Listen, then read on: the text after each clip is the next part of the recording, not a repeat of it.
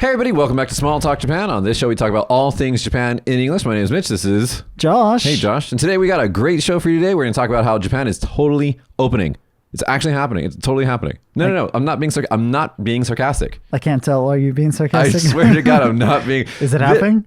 It's actually happening. It's actually happening. We're going to talk about that. We're going to talk about a guy who wanted to become a dog. Woof. We're going to talk about the most expensive melons. Oh, yeah. And we're also going to talk about how a train conductor got left by his own train at a train station. Roll that intro. So you know, I gotta talk about it. I gotta talk about it at the beginning of the show. I know it's maybe not super Japan related, but I do need to contextualize a little bit. Okay. Recent events. You gotta talk about it. I gotta ask you a question. So on the audio version of this podcast, do we play the intro music? Yeah. Oh, okay. So you guys enjoy the intro music is actually pretty fun. Every time, like, because I watch the show, I listen to it, and like while I'm like working out in my living room, which by the way, my living room is like the size of like most people, like Western American, North American, like toilet rooms, like what do you call them, bathrooms? Yeah. It's about the same size, and I have like a TV, an IKEA couch, and a full squat rack in there. I can barely move. Yeah. I mean, I would say your apartment's not small for Japan, but it's small for all of the things that you're fitting in there. Yeah, it's also in the most convenient place ever. It's like right in the middle of downtown. But yeah, I need to move. So what I actually want to do, I was talking to my friends about this. I was like, I want to rent like a place that should be like a bar or like a lounge or something like that downtown, and just make it into like my own bar, club, house, gym thing. And then live there? I don't know if I'd live there, but I definitely like hang out there a lot. Because I was thinking about, I was like, how much do I spend drinking every month? And I don't want to like talk numbers because, you know, there's, you know, it's a different country and everybody's different. But I was like, I waste a lot of money drinking. And if I had my own bar, even if I didn't even charge people to drink at my bar, if I just bought alcohol for people at a store instead of buying alcohol at a bar, it would still be cheaper. Yeah, probably. So I was like, I should open a bar. Yeah, like how much is a normal beer in America, for example? Like if you go to a restaurant or a bar or something. Yeah, I don't know, because like inflation now. So I'm gonna go home in a little bit, and I'll be able to tell you. But I was shocked when I went home. So I'm from Vegas, everybody, and I went home to Vegas in 2018 before the pandemic, and like historically, Vegas is like dollar beers. You know, because like they made all the money from the casino. Right. So anything to get you in the door. They're just like, fuck it, come in, gamble your life savings away. We'll give you anything you want to do so. And so it was like $1 a beer, or if you were gambling, it was free, and you just like tip the cocktail waitress, who's always female, because that's, you know, equality. And you know, that's how it worked. But then I went home in 2018, and like, you know, I went to this place called City Center. Is that the name of that place? I think it's called. I have no idea. I'll Google it later. I forgot. It's basically, it's like the Aria. I went to the Aria. It's like this. It's like this giant, like, it's half owned, I think, by Dubai World or something. It's like this giant gray, boring, like hotel casino complex that they made in the middle of the strip. And like we went to a bar. It was either the Cosmo or the Aria. I don't remember. But we went to a bar, and I ordered a beer, I think, and it was like $12. And I was like, plus tip, so it's like $15. And I was just like, wow, that sucks. I mean, I hear all these stories. I've heard stories from you, and I've heard stories from like other YouTubers that I like Ludwig, for example, who's a streamer. Like one of his videos recently, he said that he went to Vegas for a bachelor party, and he got like this big drink, probably bigger than one of these venti coffees that we're drinking. How many ounces do you think this is? I have no idea. I don't know. It's pretty big though. Yeah. But he was saying that like one drink that was mostly alcohol was like $60 or something. Okay, like so that. I went to for the countdown, me and two friends from Japan, we went to Vegas, right? And like I got us into a club for the actually no, sorry, it was the day before the countdown. Countdown was a live performance by I don't remember. Bruno Mars? No. Bruno Mars was 2 years before that. The Foo Fighters. Oh. Okay, so I went to the Foo Fighters like countdown, whatever. It was great. Anyway, so actually we missed the countdown. It was like we were just having fun in the concert, and then like they're all like, I think it's the new year. Fuck yeah, new year. How many years ago was this? I think it was between 2000. It was either 2017 to 18 or 2018 and 19. I don't remember, but it was before the pandemic. Anyway, so I'm there with two friends. One's Japanese, one's just from Japan, but he's originally from Canada. Ricky, and like because it's so packed during the holidays, like I try to get into the club VIP. We're on the VIP short list. And even then we can't get in because there's just too many people. So like I motioned to this guard man, right? I was like, hey bro. And he's like, hey, and I give him a handshake with a $100 bill in it. I was like, can you get 3 bros inside? And he's like, right this way. He flashlights us in, gets us all in. So we get in. And like, we go up to the bar and it's like, dude, it's like the pre-pandemic, right? You're compressed in there against all the hot, sexy people in the club. And you just cannot, if you're carrying an open top drink, you're just going to spill it everywhere. So we go to the bar and the guy's like, I recommend you get this plastic like memorabilia cup with a lid on it. And I was like, how much is that? He's like, $85. And it's about the size of this venti coffee. So it's, you know, if you think about it in America, it's like a McDonald's soda, like medium, basically, right? Or Japanese large. Or Japanese doesn't exist because they don't get that big. But anyway, and so like the dude just said, I was like, we can put anything you want in here for $85. And I was like, okay. Because this is like the premier club in Vegas. I don't remember the name of it because I don't remember a lot about Vegas. I was just drunk the whole time. But anyway, the dude's like, because everything, all the bar stuff usually happens out of a gun. Not that kind of gun, but like a bar gun, a dispensing gun. And I was like, all right, can you give me a Jack and soda? Oh, okay. Soda water. And he's like, all right, tell me when. So he puts ice in the cup and he just starts filling it with Jack with the gun. And I just like, it's like a stare down. Like it was like a standoff. Chicken. So yeah. I was like, come on. And then like he gets to the very top and I was like, put a splash of soda on that. We'll call that a Jack and soda. And he put the lid on and gave me the straw and that was it. And like the thing is like it's $85, but you got to tip him. So it's just $100. So not only was it $100 to get in, even though we were VIP, it was $100 for the 3 of us to get in. Because like if you're a dude in Vegas, you're trying to get into a club, good fucking luck. If you're a hot chick with like smoking and you're dressed up to the nines, they'll pull you out of line to put you in the club, right? But if you're a dude, they're just like, you wait, even if you're VIP, unless you're like roller VIP, if you have a Wikipedia page, and like a Centurion black card, you just like, right this way, sir. Did I ever tell you that? I think I said on the show before that I got confused in Bob Saget's group once. Oh yeah. You said that. Yeah. Like his group was going in VIP, my group was going in VIP because like I'm from Vegas, so I know people, so they like put me on the list and everything. And so, but they confused us with them, and they gave us a wristband with a barcode on it, and they're like, right this way, and like we were drinking on Bob Saget's dime the whole time. It was great. But anyway, just to connect it to Japan though, like I was thinking that I don't think I could ever actually go to Vegas. That's why I moved we'll get into why I moved to Japan, but I don't think I could go to Vegas, like mostly because of like the amount of money that you have to drop just to get in all that. Like in Japan, you go to like an izakaya bar, and we have nomi hodai here, all you can drink. Yeah. So it's like you get like a course meal. So you get like 7 or 8 dishes of food, and all you can drink for like 3,000 yen. So yeah. So what is that in American dollars? It's like $24. It's like $24, right? Yeah. Yeah. So like, and you can just like down your drink, order another one right away. It might take them a couple minutes to make it, but like it's actually all you can drink. So Vegas is all about your socioeconomic like position, right? When I lived in Vegas, I was like a poor kid. Like my family was poor, but I had like a full-time job while going to university, and like my bills weren't that expensive. So all of my excess money didn't go to savings and went to booze. So, and like we did it right. Like because in America, like we never do this in Japan. Seriously, I'm not being sarcastic. We never do this in Japan, but in America, like you drink and drive. Well, at that time, drink and driving was like par for the course. We're talking like 25 years ago. But like now everybody Ubers and Lyfts, which is cool. So I mean, it's way more responsible. But at that time we were all maniacs. And so we'd go to like TGI Fridays for like their happy hour special that started, I think, at like 10 p.m. from like 10 to midnight, and just get sloshed. Like eat all the fucking junk food, drink all the stupid drinks for like half off or even less than half off or something like that. Sometimes like Vegas would have deals where you just pay for the tip and they give you the booze for free. And like when I worked for Cirque du Soleil, I had a Mirage resort ID as a staff, and this place called Ellis Island. I don't know if they're still open or if they still do this, but it was like in the middle of the ghetto. You almost get shot going in there. But like if you got in, like you just show your ID and you could drink for free. All you had to do is pay tip. You could order anything you wanted. So anyway, we would just get fucked up at these cheap places and then go to the club. Via car, by the way. It was the most ridiculous, irresponsible thing in the world. But I can't imagine that. This was how, and we'd rock, paper, scissors to see who'd drive. This is how ridiculous we were, okay? And we'd go to the club, And then we'd maybe have a couple shots in the club, you know, so we'd spend like, I don't know, if there's a covered charge, we wouldn't go there. We'd get in with our friends or whatever. And then we get in the club and then we drink maybe 2 or 3 shots to keep it going and just have fun and then somehow get home.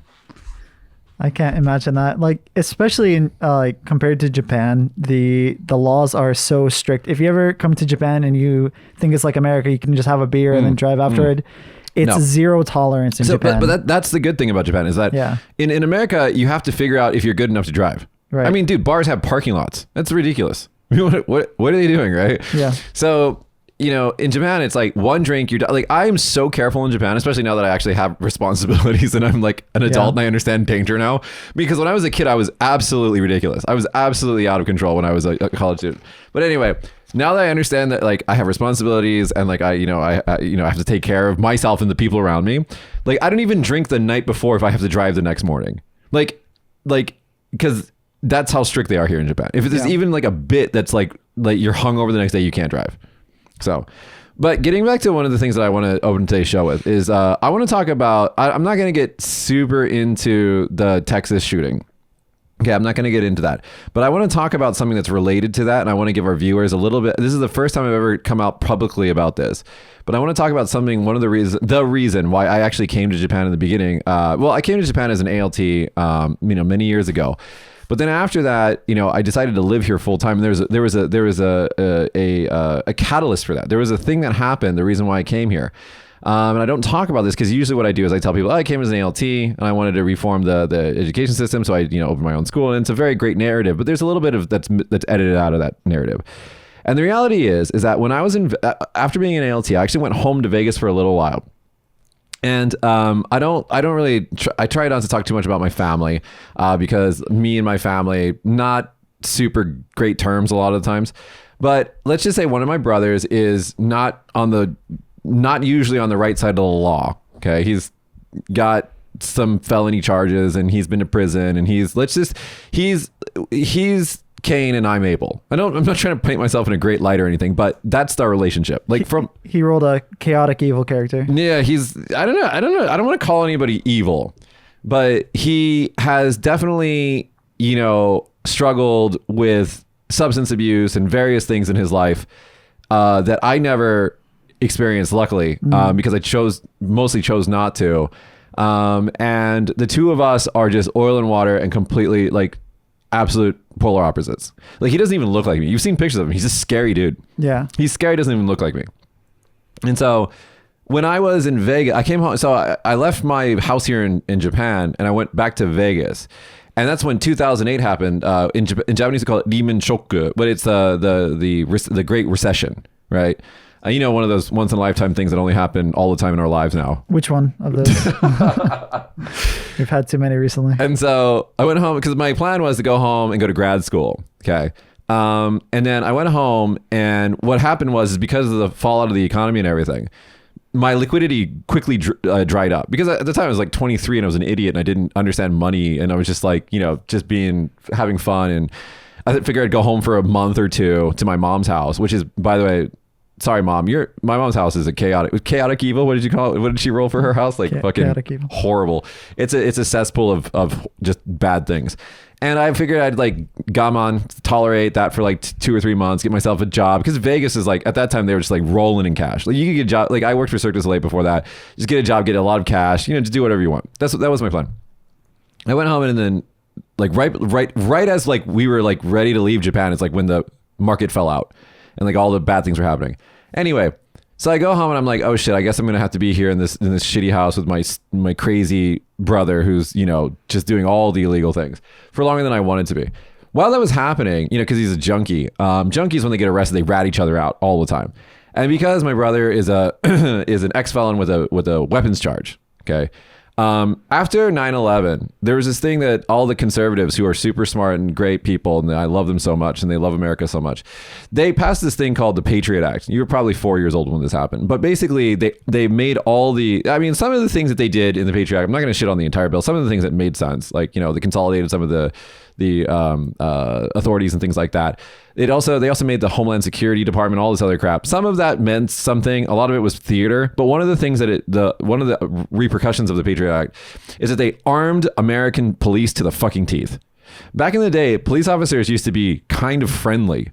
They used to like try to help you. I mean, assuming that you weren't certain minorities in certain parts of the country. I mean, you know, the police, the image of the friendly police officer actually did exist before in some parts, right? After the Patriot Act, you'd see photos of American police, like, you know, they have like their armored vehicles and they'd line them up with their cars and get all their guns out and take group photos.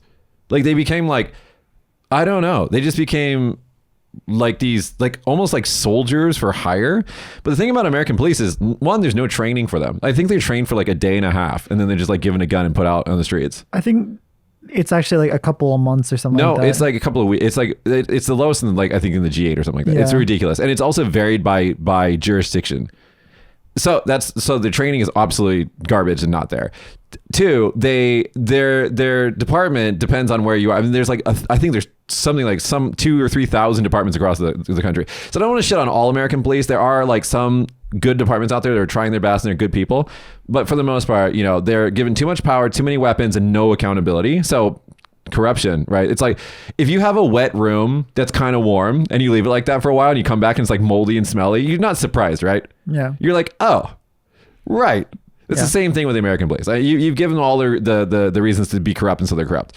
And then finally, like I said, like because of 9/11, because of like the atmosphere after 9/11, they basically like police officers had this attitude where it's like, I'm going to shoot before I ask anything.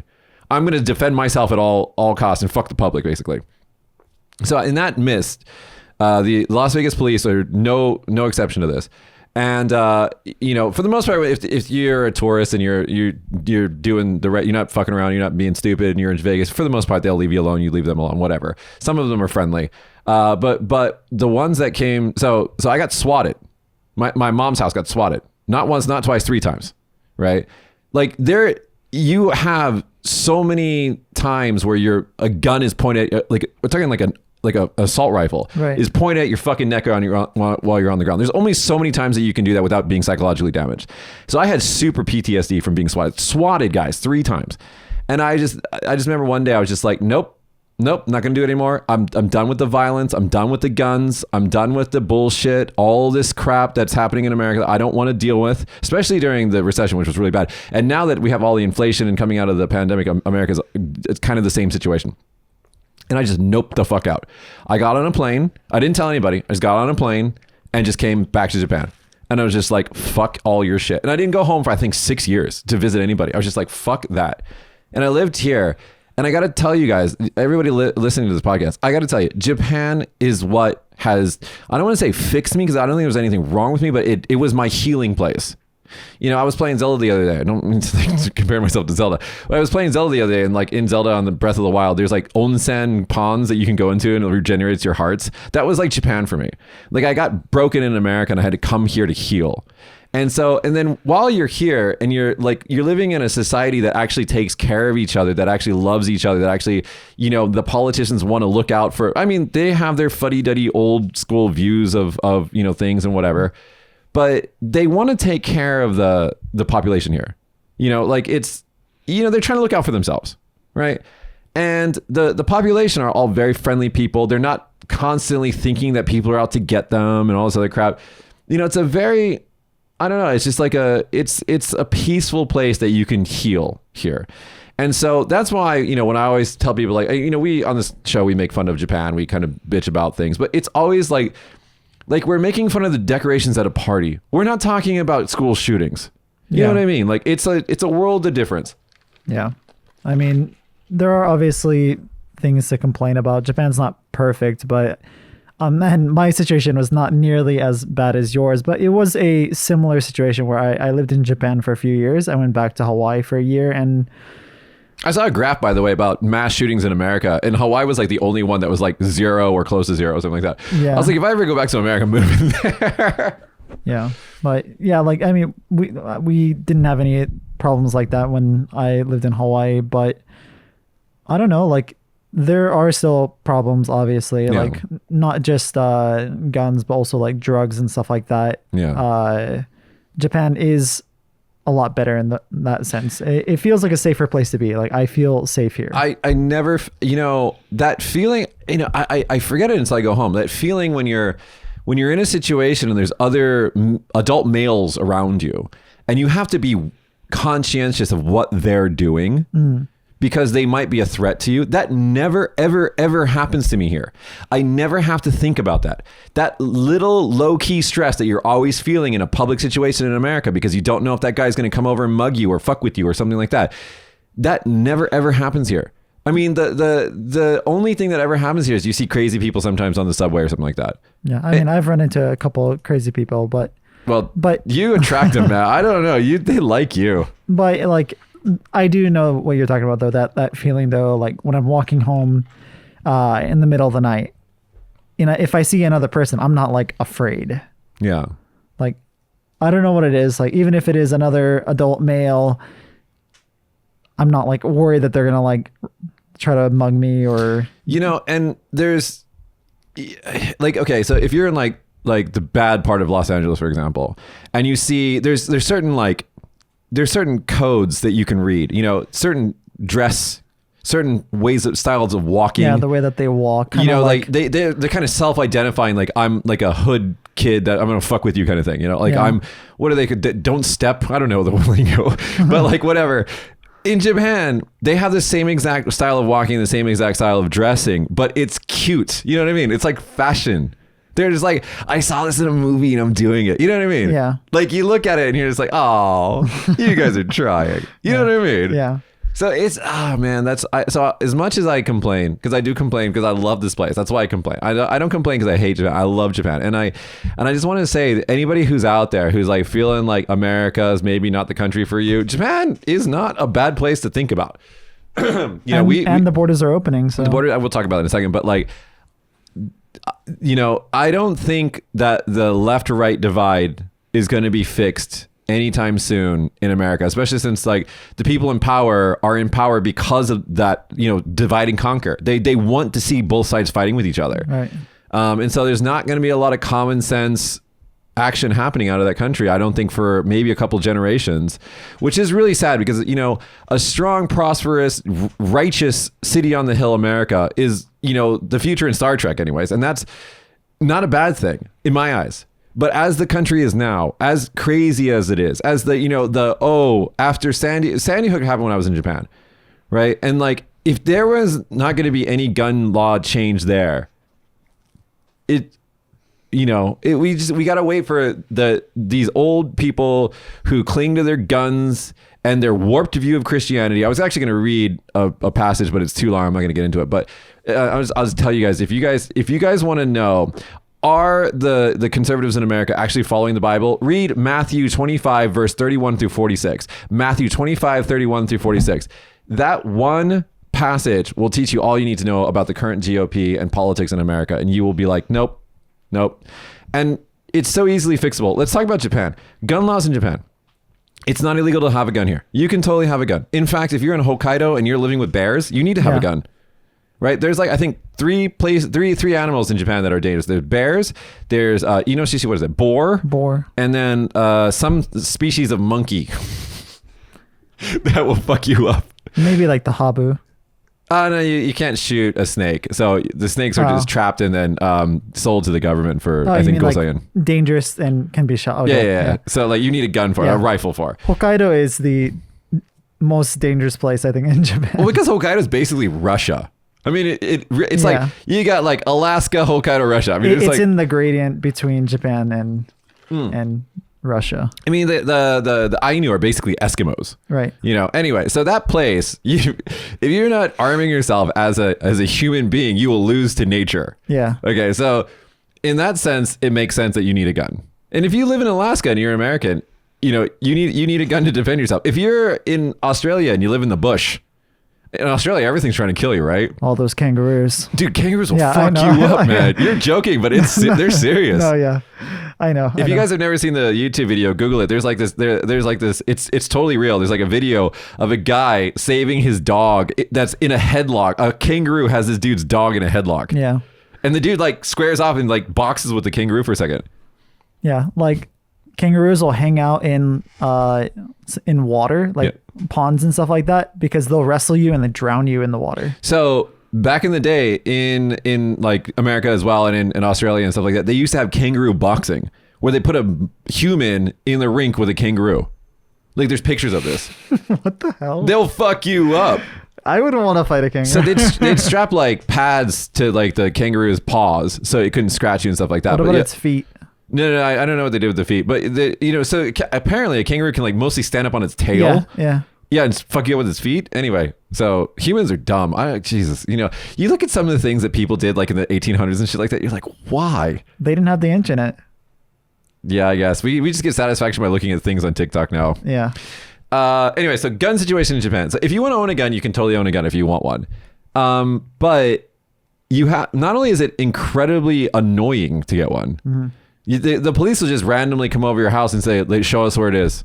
And like, you have to secure it in a certain way. There's all these regulations and everything. They've done it smart. Yeah. When was the last time you heard of a school shooting in Japan? Never, because it's never once ever fucking happened in this country. The only country where it ever happens, the Onion article. Have you seen the Onion article? No. It says, no way to stop this, says the only country in the world where this regularly happens. Yeah. And it's the same exact article that's been published, I think, for like 15 years. And all they do is they change the date, the photo, and the name of this town. And they just keep republishing the same article over and over and over in the Onion. I mean, anyway.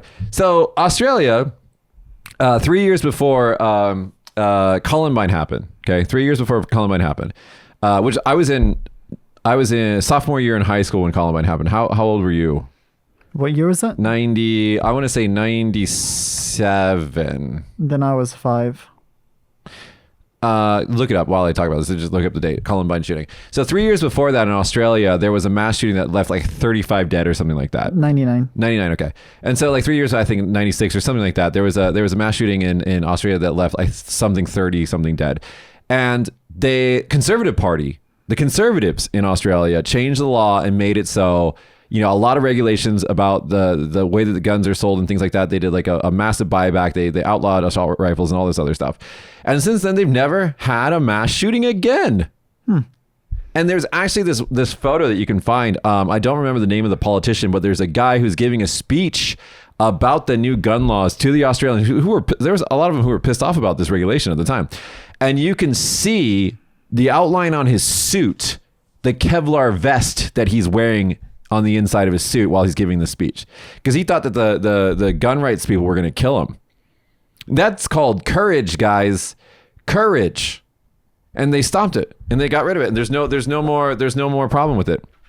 They solved it. It's a solvable problem. Anyway, Japan, who's never had a fetish for guns, because the samurai saw guns as being what, weak people use. And so they never had a real fetishization of guns here. They made, common sense laws after World War II, and you don't see any violence here with guns. Now, here's the thing, though. There's crazy people everywhere. Yeah. There's a lot of deranged, fucked up, crazy, juvenile delinquents in Japan, just like there are in America. Mm-hmm. Okay? We saw it, I don't remember, maybe a year ago, with the manga company fire. Oh, yeah. The dude who walked in and set the place on fire killed some people. Yeah. You saw it in, I think it was Nagasaki. I don't remember what it was, but there was a bunch of kindergartners who were waiting for a bus. Oh. And a guy showed up with a knife and slashed them and stuff like that. But the scale of destruction is always so much smaller. Yeah. Because they don't have access to the easiest way to kill people, which is fucking guns. Yeah. So you don't see like a Vegas shooting. I mean, the Vegas shooting, if you ever see videos of that, don't watch it, but you're just like, oh my God, this is happening in our society. It's just crazy levels of violence. And you only see that level of violence when you equip the people with the tools to create the violence. We're not in a war. America's not a war. You don't need to have weapons of war. Why do you need an AR? Like, what is the purpose of having an AR other than killing a lot of people? Yeah. Like, you don't hunt with it, right? So anyway, so common sense like regulation is what is needed, and they've done it in this country, and thank God that they did, because as crazy goes, Japan does crazy in a very special way. Like I think there's crazy people everywhere, but Japanese crazy guys, you're just like, you wonder how they get all those ideas from manga and anime and stuff like that. It's because some of the guys are just a little off the page. But yeah, it's totally solvable. But anyway, let's get to the news. Let's talk about some fun stuff. So if you guys want to come hang out and be a tourist in a completely safe country that is respectful and very mature, because it's a 2,000-year-old country, Japan is easing travel advisory for 36 nations, allows non-essential trips. On the whole, the world is seeing a downward trend in the number of new infection cases and deaths, and the risk of suffering severe symptoms and deaths had been seen receding, the ministry said in a press release. So from June 10th, I believe it is, all travel to Japan is basically cool. Nice. I wasn't lying in the intro. They're actually opening the country. Yeah, I'm pleasantly surprised. I mean, we did talk about it before when we were talking about the vaccine rollouts, where once they decide to do it, they are very quick to do it, but it just takes forever for them to decide to do it. Exactly. So they decided to do it, and it's happening in like 2 weeks. Yeah. I mean, it's weird because I don't want to talk about my travel plans, but yeah. So and then 7 from US landed in Japan for the first test tours. So 7 people, mostly from Hawaii, 1 from LA, came to Japan a couple days ago, and they landed and they're doing a test tours. And they didn't need to do this, but like we were talking about with Alex last show, is that they're building consensus, and they're just like, hey, look, oh guys, it's right. This is the 5 p.m. song that comes on downtown. I don't know if you can hear it. They can't hear it, so just keep going. Okay, well, it's go home time. Relaxations have since included raising the daily arrival cap and shortening or excluding people from quarantine requirements based on certain factors, including vaccination status, which is actually a little bit out of date, because I think from June something, they're not even going to care about your vaccination status or something like that. But if you do plan to travel here, I would definitely aim for September or end of August, September, October area, because not only if you buy your tickets now, it's going to be the better price, but also because like there are going to be some kinks, because we haven't had tourism, and it's like, you haven't, like, if you suddenly become single and you have to like get back in the dating scene, like it takes you a little while to like get into it. God, I can't even think about that right so like 2 years of Japan not having a single, foreign tourist, it's going to be a little bit of an adjustment. Yeah.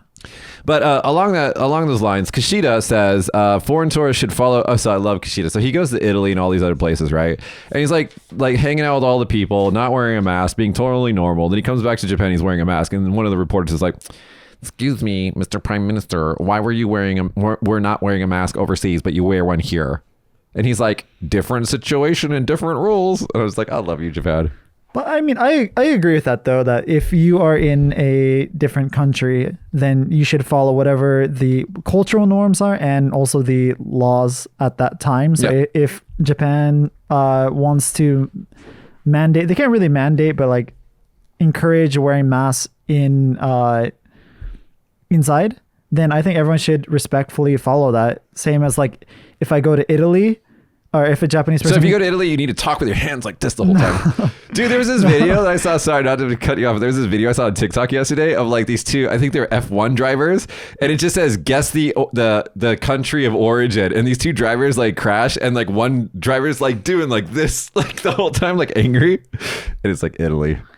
I was going to say though, if a Japanese person goes to Italy, they shouldn't be slurping their pasta. Like ramen noodles. Yeah. It's the same thing. I've had to teach so many Japanese people that in Japan, they what do you call it? They like fork their noodles. They twirl their noodles in a spoon. Yeah. They use a spoon with one hand and a fork with the other hand, and then load the spoon and then twirl around on the spoon and eat it. And I've had to tell people like, that's okay. You can do that. But if you do that in Italy, they're going to think you're a baby, because only kids do that. Yeah. And they're like, what should we do? I'm like, you use the side of the plate. Yeah. Americans don't get Italian food. I mean, I can't remember the last time I went to an Olive Garden, but every time I'm there, I'm just like, What is this?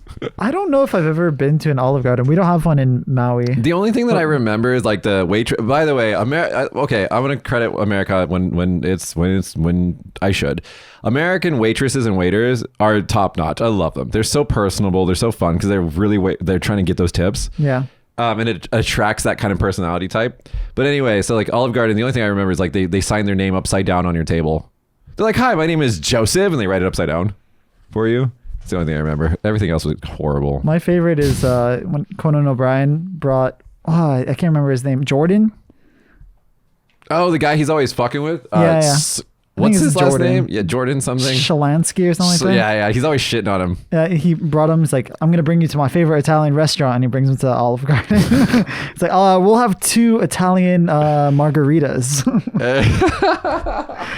I've always wanted to go to an Olive Garden after watching that video. I mean, okay, like as far as like inexpensive chain goes, it's not bad, but it's not like if an Italian went there, they'd be like, "What is that?" Dude, there's this another TikToker. I'm addicted now. I'm so addicted. There's another TikToker. It's like this American girl with her Italian, I think, boyfriend or husband, and she'll just do things to piss him off.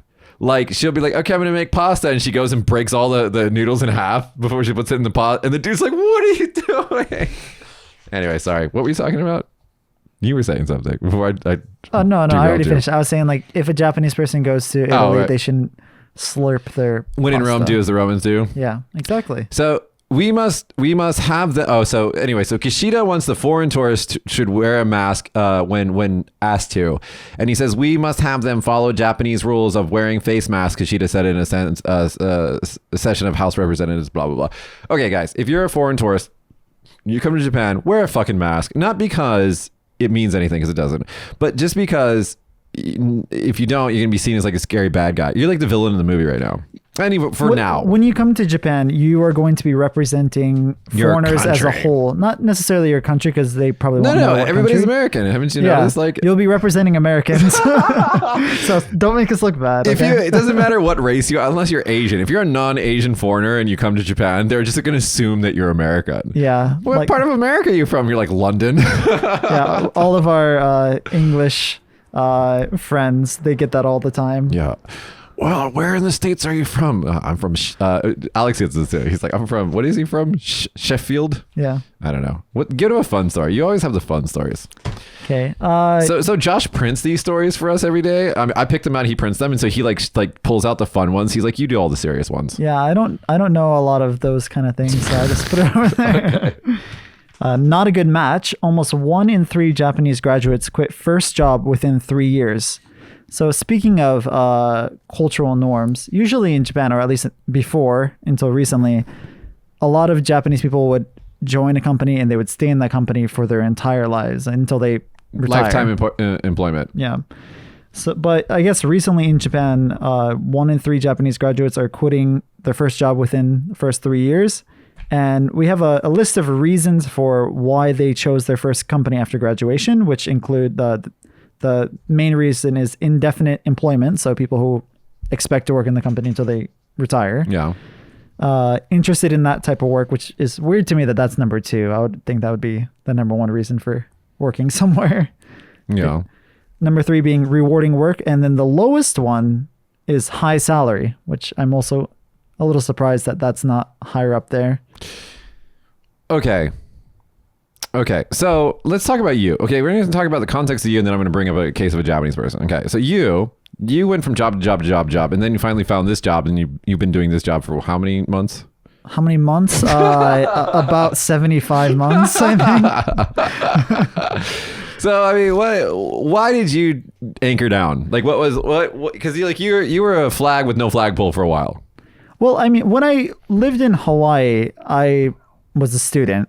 So I just worked at like Mexican restaurants and stuff like that. The best kind of restaurants in America. Well, I mean, we got free food afterwards. Yeah. Oh, it was so good. Oh my God. Yeah, you can get so fat doing that. Yeah. Anyways, those jobs, like I worked there for like a year or 2 and then went to the university and then I came to Japan and then I worked a few like eikaiwa jobs and it was just like, whatever, it's easy. Like I walked in, like I can speak English and then I got those jobs. Let's speak in my native language. Yeah, I probably was not a good teacher back then.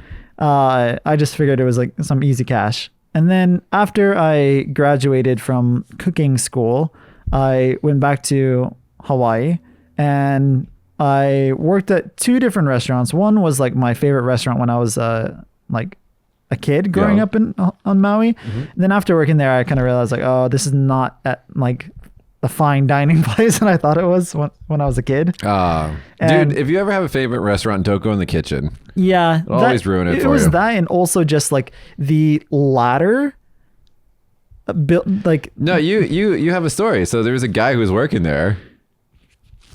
Which story? I have a few different I don't know. ones. You told me about how like you were working at a restaurant and like another dude was there. Oh, yeah. Okay. Well, like under the chef, the highest paid employee was this guy who he had some problems with substances. I think a lot of chefs do, mostly alcohol. But anyways, he was working there from the lunch shift until the dinner shift, like 6 days a week. So he was working like close to 16 hours a day, every single day. And he'd been working there for something ridiculous, like 10 years or something like that. And I think the difference between his hourly pay and my hourly pay was only like $6 or something. And I was like, I don't want to work for 12 years and have to like give up like over 12 hours a day working at this place that like isn't as fun as I thought. Like I had to work making nothing but salads for every day for months and it was boring. Yeah. Only to like my goal is like $6 more an hour. There's a scene in Coming to America. Yeah. What is that fat dude's name? The comedian? I forgot his name. He's passed away. Something Farley? No, it's not him. It's the other. It's the guy that was like came before him. That's kind of the same situation. But anyway, so like the Eddie Murphy's character is like in the kitchen of like the fake McDonald's, and like the other character who's like a veteran of this fake McDonald's is like, I'm on lettuce washing duty. And if you play what's his name? Louis Anderson, that's him. Is he passed away or is he still alive? He might still be alive. He died this year. Okay. Oh, geez. In Vegas. Oh, wow. Ominous. Okay. Rest in peace. Scene is amazing. I've actually showed it to my staff before. Like I had like it was like a presentation that I had on jobs versus careers like a long time ago, and I showed that scene. It's like jobs is like something that you don't love, like you do it because you need to do it and you get paid for it. You get some money for it, right? And a career is something that you're passionate about. One of the things that you can tell if you're in a job or a career, because if you're constantly looking at the clock, wanting the clock to advance, that's a job. If you, on the flip side of that, if you're doing what you're supposed to be doing and then you look up and you're like, oh my god, I only have an hour left, that's a career, right? That's the difference between the two. Anyway, I was giving that presentation, and then this situation with you and that second in command guy is exactly that scene from Coming to America. So I quit working there because I was offered another job in Hawaii. It was at my friend from Hawaii's parents' coffee shop that they opened up, I think, a year earlier. Mm-hmm. And at the time they just had coffee and they were like planning on expanding to a food menu. So they're like, oh, hey, if you want to like work here. And I was kind of like volunteering there at first. Like I helped make their menu and I was working off of just tips and stuff like that. But then they offered me like a full-time position and I was working there. And like, that was actually very fulfilling to me, like being able to like create my own menu and stuff like that. But there was some, I don't know. Interpersonal problems? Yeah, some problems with working there, and also me just like not really wanting to live in Maui my whole life, because Hawaii is great, but I think it's a good place to retire, not somewhere. Yeah, when you first started working for me, I always said that to you. It's like Hawaii is a great place to get away from your life. Yeah, it's not a place to have a life because there's nothing there, and you can't go anywhere. You're stuck there. Yeah, so you're stuck there. Every day feels exactly the same because it's always sunny, which is nice, but it's always sunny in Hawaii. So the passage of time is weird. Anyway, getting back to the career thing, why did you eventually come back here? So I didn't feel like I had a great big sense of purpose doing all those jobs. And then I randomly got this job because I went to a bar with my dad, and his friend who was drinking there introduced me to your VP because they were apparently looking for another lobby staff. Well, they like the company. At the time it was they. But anyways.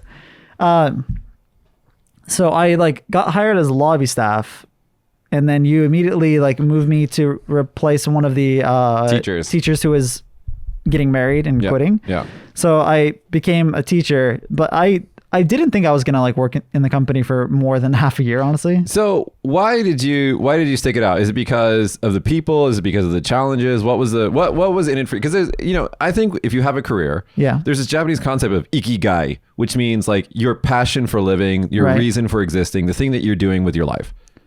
Yeah. So for me, I never wanted to be a teacher, and I didn't think it was gonna be like my purpose of living is that job. But it was more about like the people. Like I was honestly, I talked about this with Isawa, my fiance, 2 nights ago, that the main reason why I ended up staying in Kagoshima and in the company was because you gave me a lot of responsibilities. There were a lot of things where I was like, oh, this thing needs to be done. How should I do this? And then like the general response from you and from other people was like, I don't fucking know, figure it out. I was like, okay, I guess I'll just do something. And then like if it worked, then it was like, okay, good job. If it didn't work, it's like, why didn't it work? Okay, what should you do next time? It wasn't like I didn't get chastised or anything. My general MO, my way of management is looking at somebody and going, okay, this person needs a challenge, this person can do a little bit more, and pushing them. And then I give you guys freedom, and I always figure you're gonna fail, like the first or second time. And if you guys don't fail, and I'm pleasantly surprised, obviously that's good. But I always give you guys responsibility and things to do, knowing that there's a high probability that you'll fail. But then when you do fail, this comes from my EverQuest days, right? When we would do like as a raid group, we'd do an encounter and then we'd fail because it's the first time encountering a raid boss or something. We'd always fail. But the question was not, are we gonna win or lose? It's like, when we failed, what did we learn from the failure? Like what happened in the encounter? What information did we gather? And so whenever you or anybody else in the company fails, I always sit you down and go, okay, what went wrong? What can we do to fix it? Can we try again? What do we need? Blah, blah, blah, blah. That's the kind of management that I do. Yeah. But going back to it, I didn't think I would work at an English school for so long. And I think over the next few years, assuming we get more staff and stuff like that, I will slowly be moving away from the teaching role and be doing more for like the content creation and production side of things. That for me is like what I'm really interested in, but I do like the English job. I like the kids. The kids are cute. They're cute as shit. Japanese kids, man, as kids go, they're probably the cutest in the world. Which, never mind. I was there. I saw something on TikTok I don't want to talk about. It's going to depress us. But the cutest kids in the world, and the adult students, because you also do some of the adult classes, or something that you do the adult classes. The information that you get from the adults is actually really interesting. You get this like insider view to the Japanese fabric of society. So it's fun. But yeah, in the future, as we get more staff, you're going to be moving into more and more difficult things. But yeah. And also as a young company, like, I mean, the gap between our age is like not that big considered to like, if you worked for like a big corporation, the boss is like 70. Yeah. It didn't feel like an old company where like I wouldn't have any like possibility of changing things. Because the one thing I do like about Stapleton is, and which became Story Studios, our media company, is like when I had an interest in something, it turned into a part of the company. Whenever my staff come to me and they're like, I have an idea and I want to try this thing. If it doesn't make any sense, I'll poo-poo it. But if it's like, oh, that's kind of it, and I'm pretty easygoing, so it's like, oh, that sounds like a good idea. Like, why don't you try that? And I'm totally cool with it, and I'll put money behind it. You know, we'll support it, and if it works out, it works out. And then a lot of those things do work out. But anyway, I wanted to ask our viewers, you guys at home, because I do like comments from you guys, especially on the YouTube channel. Do you love your job? Why do you love it? Why did you choose to stay there? And if you hate your job, why do you hate it? And what would you prefer to do? And especially if you live in Japan, or even if you don't live in Japan, whatever. I'd like to know, like, what do you guys do for careers? Because I don't think I've had a report to work job. I mean, like, obviously when I work for TV and I do radio, I have to report for work, but it's still like my choice to do that. Those are like hobbies. My main career is like, you know me, if I don't want to go to work, I don't go to work. Yeah. I'm just like, I'm not coming in today. But if you guys like, you know, tell us about your career. I want to know like what people around the world are doing. But anyway, let me talk about an encounter that I had last night that has to do with this. So I was in a bar, of course I was, and there was a Komuin, what is that in English? Public worker. Okay. And a young kid. He's like 20, Shinjin, what's that? New face, new guy, fresh green. meat. What do you call him? Newbie? There you go. And the public worker is from Kensho, the prefectural office. And then the young guy is working for Asahi, the alcohol company. Okay. I hate Japanese public workers with a passion. I shouldn't say I hate the public workers. I hate their attitudes. Anyway, so this guy, and I introduced myself to the guy, and he's like, I'm like, what do you do? He's like, I work for the prefecture. I was like, oh yeah, what department do you work in? And he's like, I work on the 7th floor. I'm like, what the fuck are you saying to me, asshole? Yeah, what is the 7th floor? Yeah, I go to Kensho when I have to. I hate that building, right? And I was just like, what? I'm sorry, like, what do you do on the 7th floor? And he just looked at me and he's like, I'm not going to tell you because I don't want you to know. And I'm like, motherfucker, I pay more in taxes than your whole fucking family. I am funding your career. If I ask you what you do, what the hell? I mean, if he just said, hey, I'm out drinking, I don't want to talk about work, just, I'd be like, dude, sorry. But he arrogantly, condescendingly said to me, like, I'm not going to tell you that information. And I was like, well, fuck you and the horse you rode in on. Contrast that with the kid who's working for a company, like in the private sector.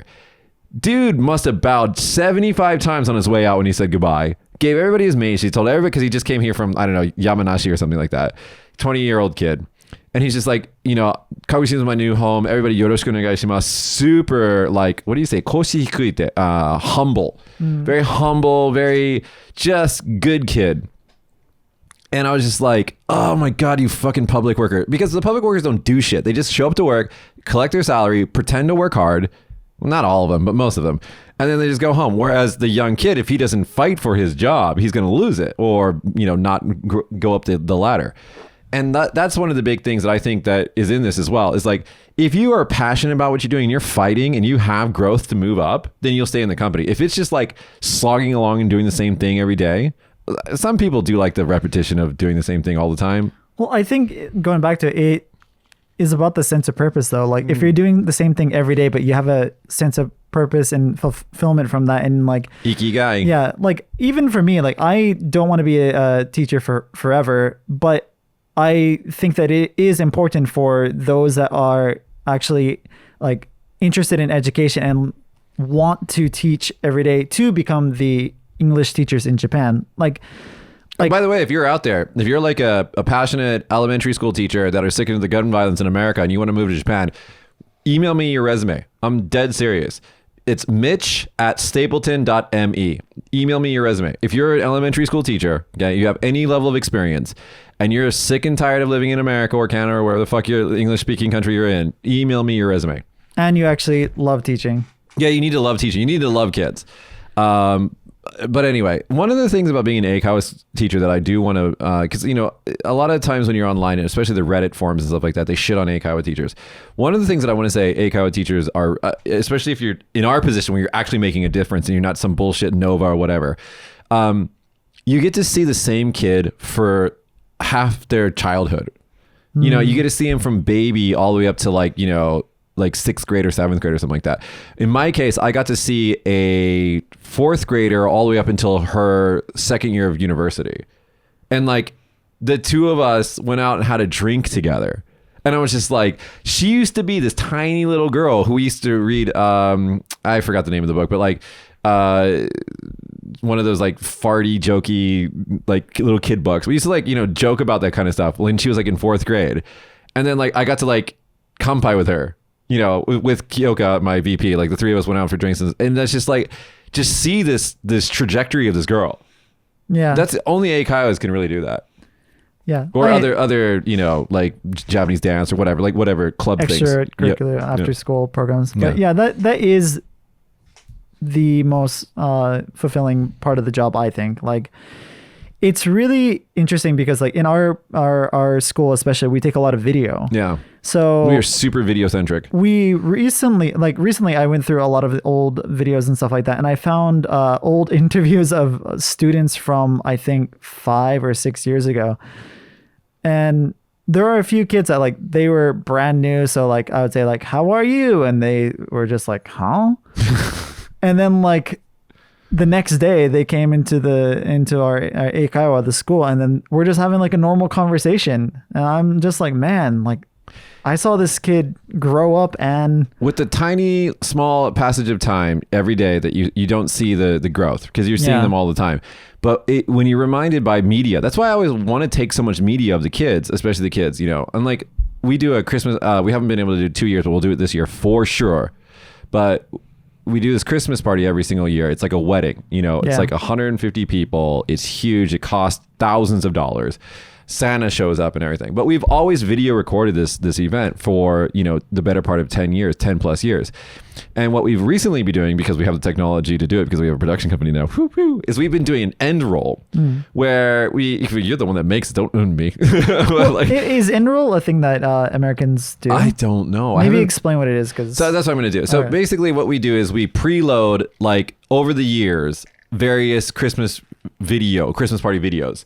It's like basically a 10-minute video, and we do about 3 or 4 minutes of previous Christmas videos. And then, because we have a cameraman that's going around in the event taking video and we're swapping out SD cards. You have trauma over this. Swapping out SD cards. We're ingesting the footage like on the fly and making a video of the event to play at the end of the event. So at the end of the event, we say thank you to everybody, and then the lights go down, and then on the big projection screen, we play, like, you know, Merry Christmas songs. We show the past events, and then we show the current day, where some of the students who have been coming to the Christmas party for like 10 years, you can see them as a baby and getting older and older and older.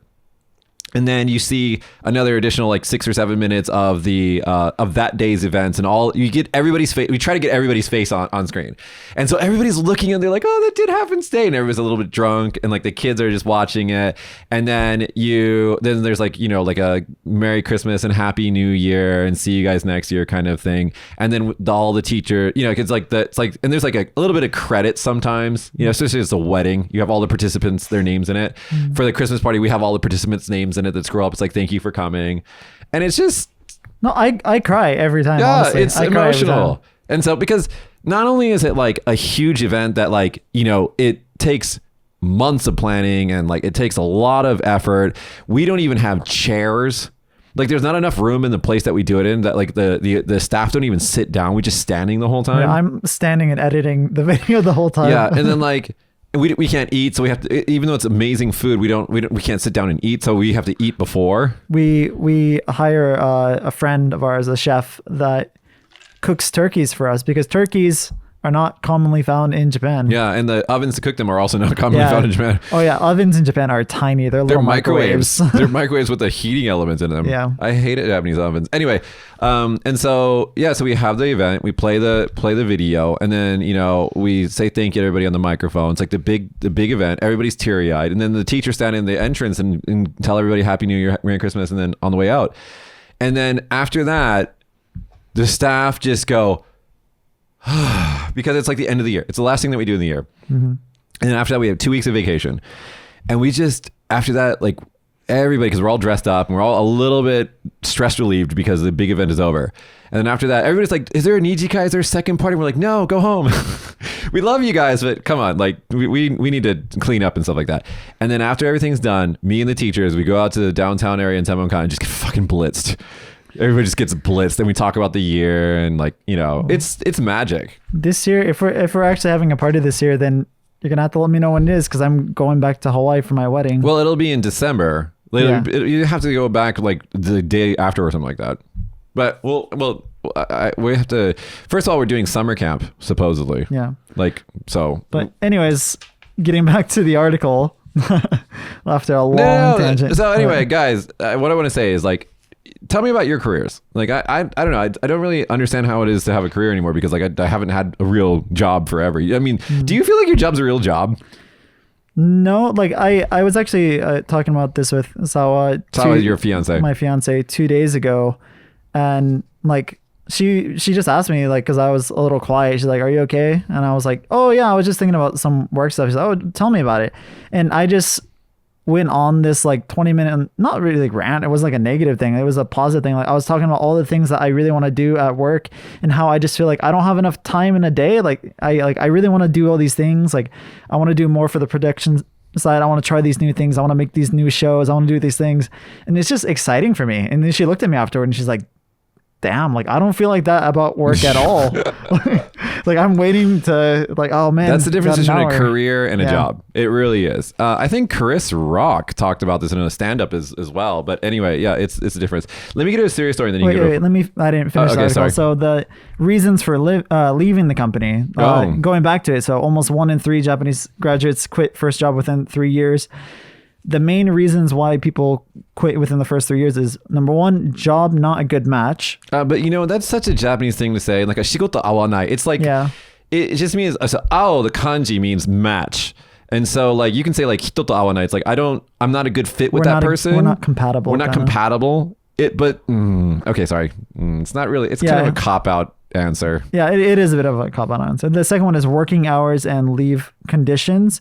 So I think that just goes back to the kind of poor Japanese work culture that they have, where they prioritize the long hours, how many hours you work, more than how productive you are.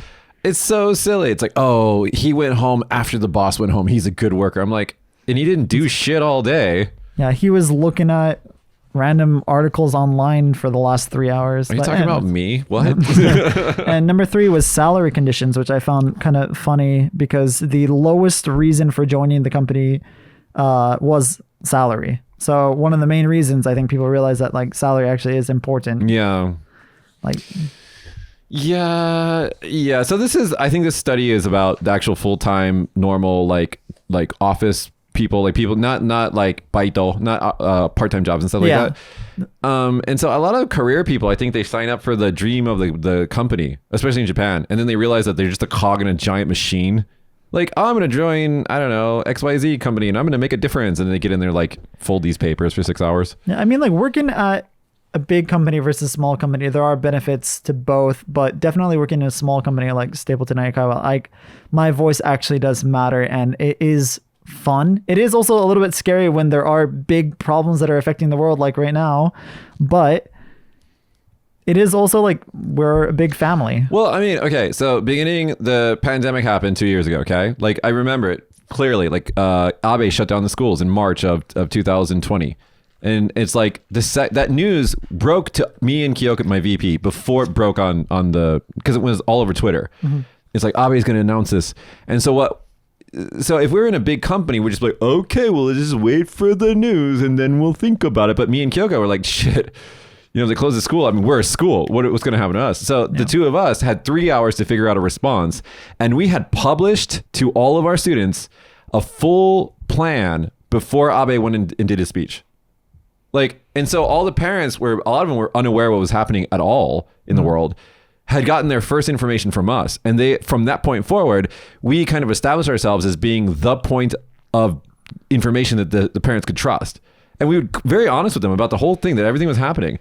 And so that only happens in a small company, because basically if the kids stopped coming, we were all fucked. Yeah. And so we needed to make it safe for them, but we needed to make it. And then also we figured out, if they shut down the schools, and what's going to happen to the kids with the parents' work? Right.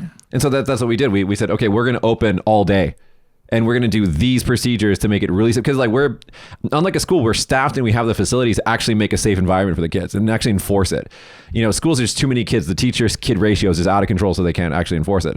But anyway, and yeah, that happened because, we're a small company. We had to be like, okay, we're either going to swim or sink, Yeah. Let's get into something serious. The Japan's weaker yen, a blessing to some, burden for others. As someone who's going to travel out of the country soon, this is a burden. The yen's value against the US dollar and other currencies has fallen mainly because the interest rates remain ultra low in Japan, but are rising in the US and other countries. So Japan, who has seen prices barely inch up for many years, or even drop due to deflation, or are doubly feeling the ripple effects of rising global inflation. And I wanted to talk about this because this is really funny.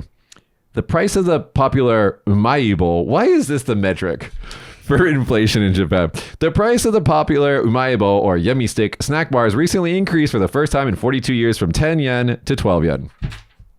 Outrageous. Can't believe it. Thanks, Biden. Jeez. Do you have a favorite yummy stick flavor? No, I don't eat any of that crap. I don't eat snack food. When people are like, there's like I hope that one day you sponsor our show. It's like I forget it's called, like Boxy or something like that. It's like this little box you get from Japan with all these snacks I saw in that. it. It's pretty cool. I always look at that. I'm like, why would anybody buy that? But I don't eat snacks. Yeah, well, I think all those snacks are really good. Okay, speaking of not really snacks, but shopping, a grocery retailer. So this is a interesting story because of the aging population here in Japan. So let me ask you a question, Josh. When you go to a supermarket, Yes. they have the self-checkout lane, and then they have like the person working their lane. Which one do you use? I usually use the person in the lane. I never use self-checkout. Never, Yeah. ever. I'm like, why? There's a person to do this for me. Yeah. But a lot of people swear by the self-checkout. The only self-checkout that I've ever used was at, it was some clothing store like GU or Uniqlo or something like that. You just throw it in there and they have the RF tags? Yeah, you have the basket and you put it in the box and they're like, these are your items. And then you're just done. RF tags. Yeah. Which is kind of an e-waste problem, but whatever. It is cool. It is cool, but yeah. Anyway, okay, so this grocery retailer in Japan is slowing down.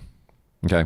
So it says as grocery retailers chase speed and efficiency through technology, a few are bucking the trend by launching slow lanes for those who are not capable of blitzing through a self-checkout. Recently, 84-year-old wheelchair user Yuriko, with the help of a volunteer carer, is that a word? Carer? Made a trip to the Miyatakiawa outlet in Iwate Prefecture, where she can have an enjoyable shopping experience free of confusion and embarrassment.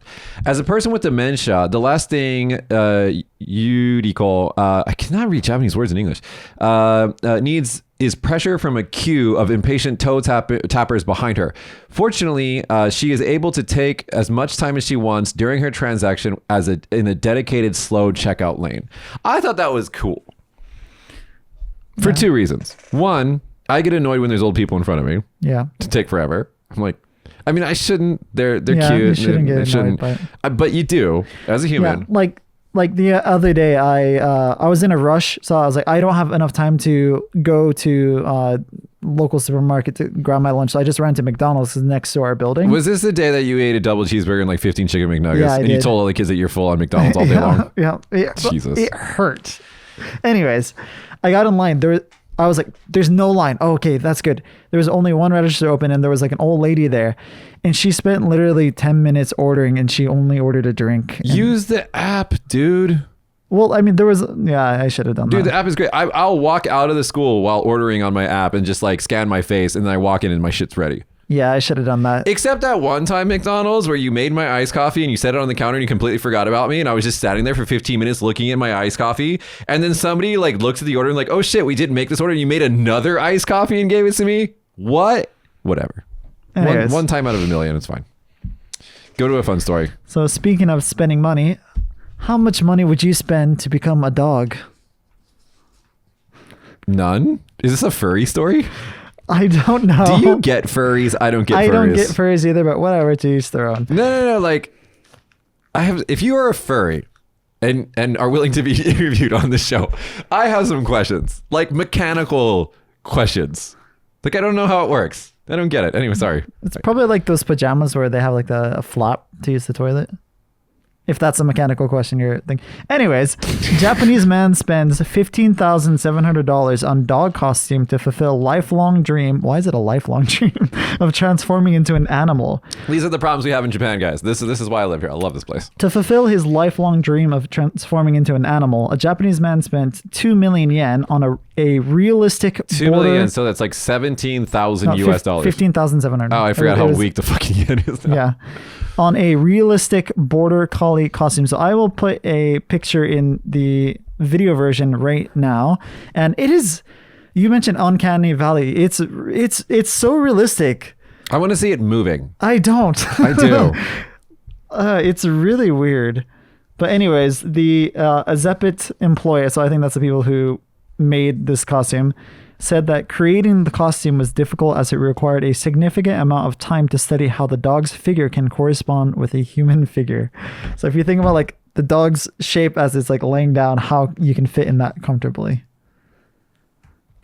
I want to know if this is like for sexual reasons. No, that's what I'm talking about. Like, what is he doing with this suit? Is he just like hanging out? Like, does he have somebody like pulling on him with a leash?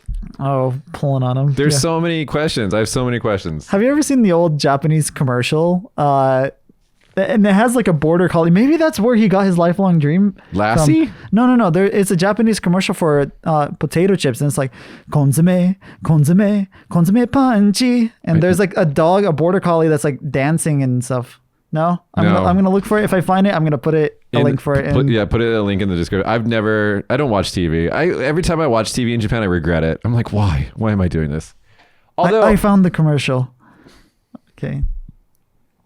So you're showing me this commercial. So please describe what's happening. Oh, I have seen this. This is uncanny valley as shit.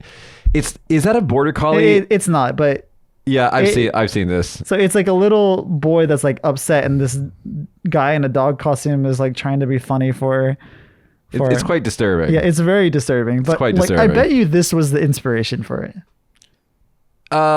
There was talk on Reddit about how, I don't remember her character names, but in Space Jam, there's like a sexy bunny.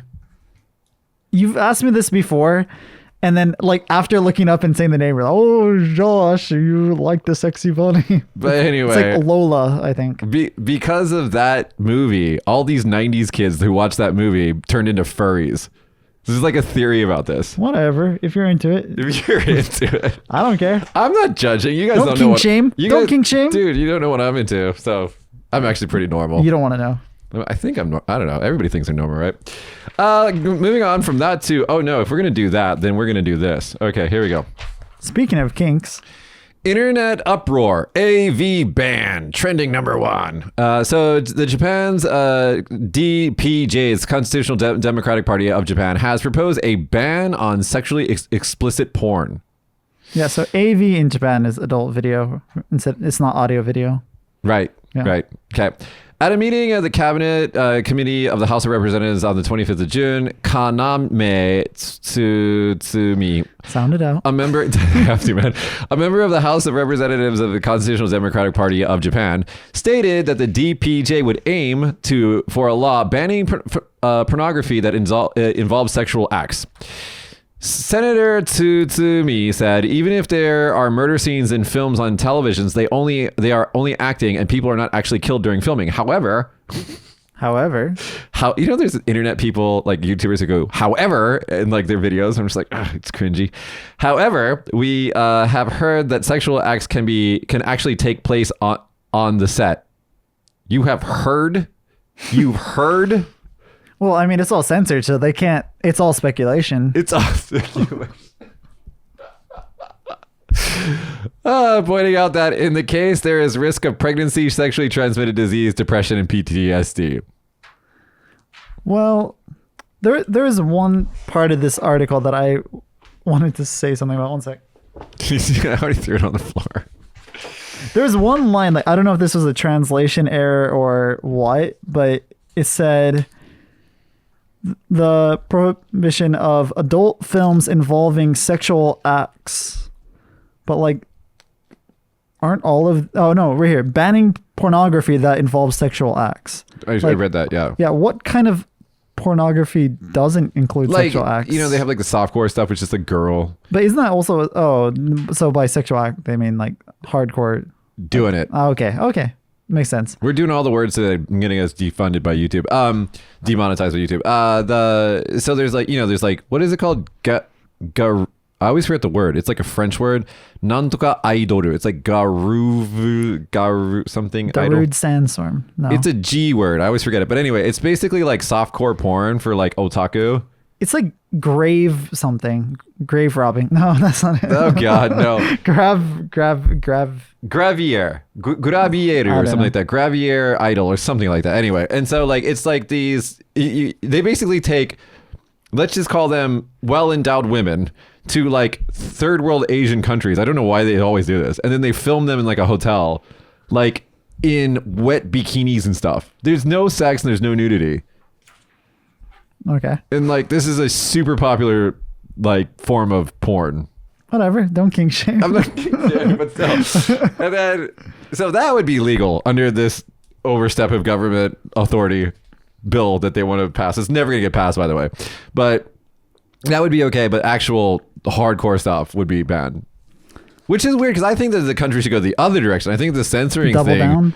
I think the censoring thing is just stupid at this point. I don't understand the purpose. Yeah. Like with the internet, the only thing that's happening is like, you know, people who are searching for that kind of stuff are just looking at other countries' stuff, not Japanese stuff. There is like a reason or a law for it. No, there's no law for it. It's a gentleman's agreement. Oh, that's what it was. It's a gentleman's agreement against amongst all the porn producers to do that so they don't get taken to court for indecency, because there's a indecency law that's never been tried in court before.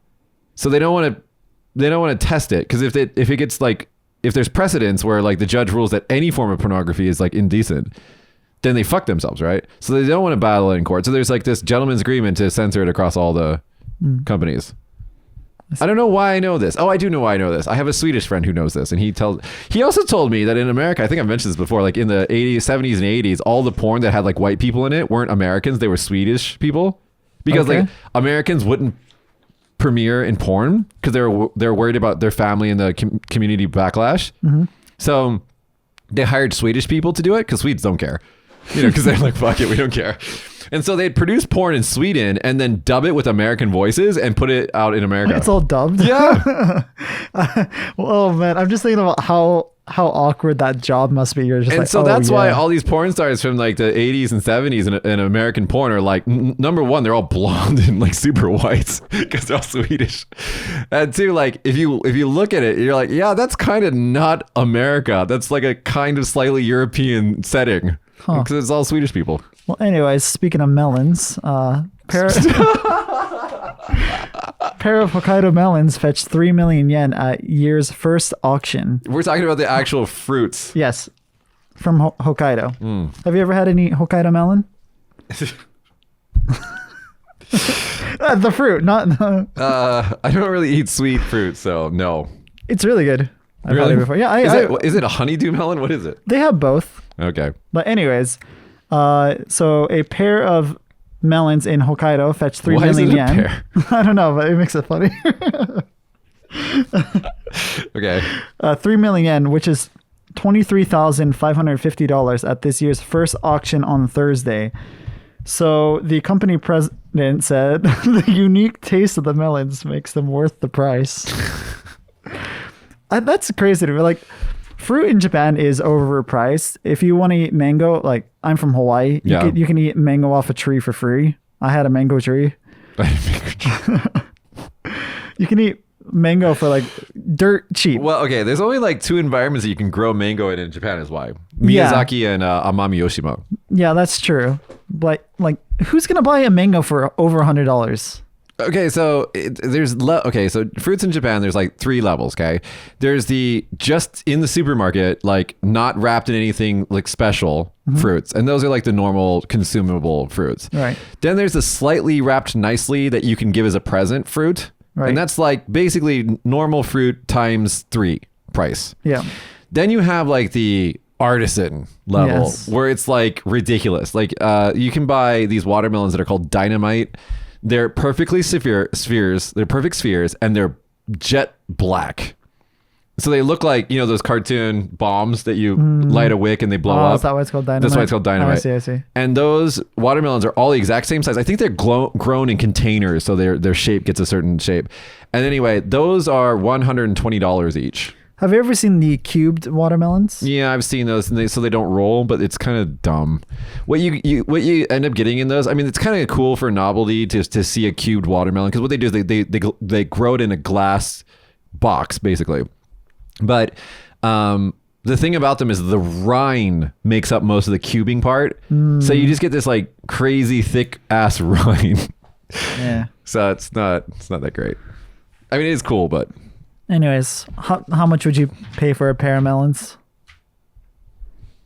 Oh, you said you don't like melons. So I was in a bar once. Yeah. I was in a bar once, and I was with the CEO, and he's kind of a customer, so I don't want to say too much about him to dox him. But I was with this president guy, and he was kind of drunk, and he was next to this, let's say his space friend. Oh, there's space. Okay. Okay.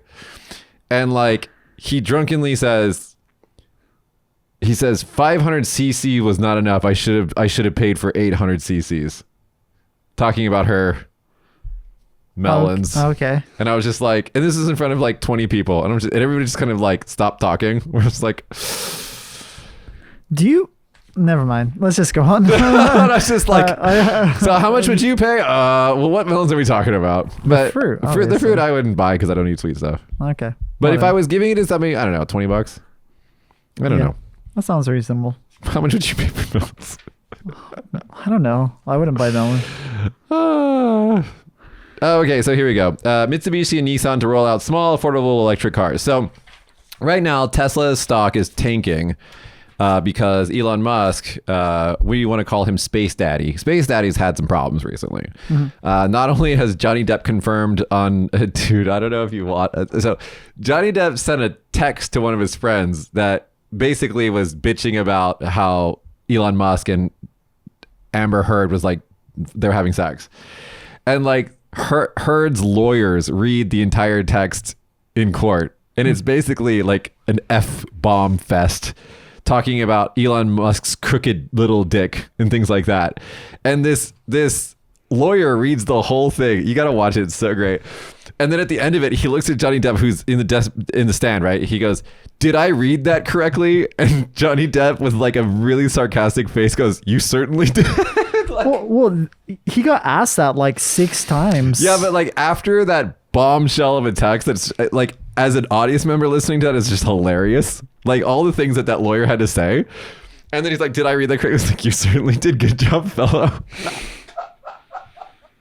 Why are we talking about this? Right. So Tesla, the stock is tanking because of the Twitter problem that he might not buy Twitter for $40 whatever billion. And if he doesn't, then he's got to pay Twitter $1 billion in like as like a, I don't know, like a cancellation fee kind of thing. So we'll see what happens with that. But anyways, while that's happening, his other stocks are tanking because they're worried about what's going to happen with the Twitter deal. While that's all happening, Mitsubishi and Nissan are rolling out tiny little, what we have in Japan, they're called Kagoshima. They're K cars. And it's basically 660cc or less engines, which are basically like, think about a golf cart with walls. Okay. And their top speed is like 50 miles an hour, maybe, something like that. Anyway, they're really good for the environment, but if you get in an accident, you're dead. So these two companies, Nissan and Mitsubishi, are making those kind of Keiji Dosha cars, but with all electric engines. And it says, Nissan Motor Company and Mitsubishi Motors Corporation announced on May 20th the release of an ultra-small electric vehicle this summer, which can be affordable as its gasoline-powered counterparts. The model, based on Japan's mini vehicle standard, which is the Keiji Dosha thing, will be available for under 1.5 million yen or $11,719 in Tokyo after the metropolitan government's 450,000 yen and central government's 550,000 yen subsidies for electric vehicle. So basically, it's a $20,000 car that you can buy for $11,000, and it's electric and it seats 4 people. Nice. Now I want to ask you. Yes. You and yours are getting a new car. Yes, we are receiving a car. What kind of car is it? It's a K car. Yeah. I am looking for the picture of the actual name of it. I think I found it. It's called a Smile. Japanese cars are the best. There's one that's called President, or maybe it's called Presidential. I don't remember. They have the best names. Fit, Cube. Yeah. Okay. Here it is. Smile. Yeah. It's Suzuki Wagon R Smile or something like that. Show me the picture. Let me see this. It looks like. It's a box type. Yeah, it's a box type. Did they buy it at AZ? Yeah. There's a Walmart in Japan in South Japan called AZ. It's from A to Z, and they have like everything a Walmart has. Plus, they sell cars, and you can get a haircut there. And they have like a cafeteria, and they sell everything you would want. I mean, that's how they got their name. A to Z. Yep. But yeah, so we're getting that car, and it's a lot more spacious than I thought it would be. Oh no, because there's no car to it. It's just aluminum foil wrapped on a death box. Yeah. But they're great to drive because they're so roomy. Mm-hmm. You have so much interior and space to move around in. So much space for activities. That's a reference to a movie. Do you know what it is? Moving on. Up to 6,100 in Tokyo predicted to die in worst case scenario. Quake scenario. Oh. So now this is good governments. This is good governments. So up to 6,100 people will die in an event of a major earthquake hits the heart of Tokyo. The metropolitan government said in a report Wednesday, revising down the estimate from around 30% from a decade ago. So 30% less. So the report from the Metropolitan Government's panel of earthquake experts attributes the reduction of about 3,500 people to advances in the earthquake resistance of buildings and the greater use of non-combustible materials in their construction. Although the number of deaths have been reduced, losses as many as 6,000 people must not be allowed to happen. Naoshi Hirata, head of the panel of professor at the University of Tokyo, said, "It is necessary to steadily advance measures."